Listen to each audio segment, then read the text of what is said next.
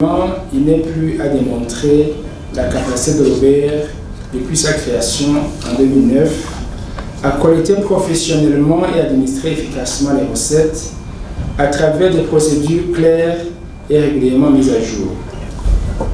C'est dans ce contexte que les recettes n'ont cessé d'augmenter d'année en année, passant de 362 milliards en 2010 à 1024 milliards pour l'exercice 2019-2020 contre un objectif de 900 milliards qui était prévu pour l'année pour l'exercice 2019-2020.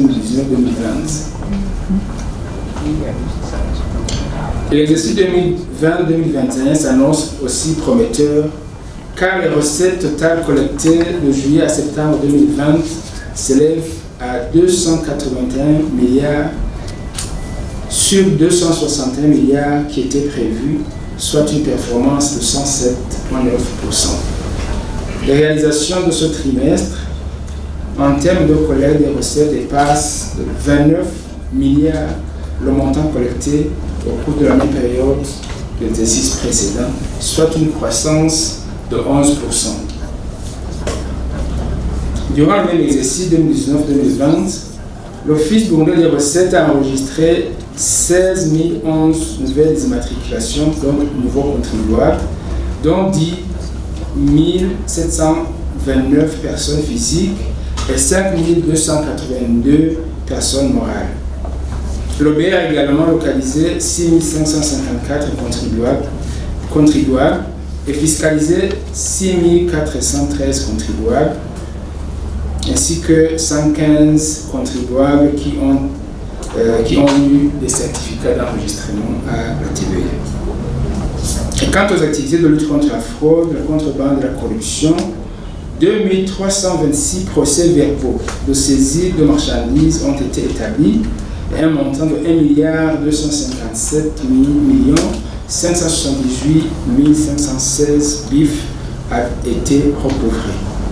Les actions conjointes de l'OBR et de la police nationale du Burundi ont permis la saisie de diverses marchandises frauduleuses.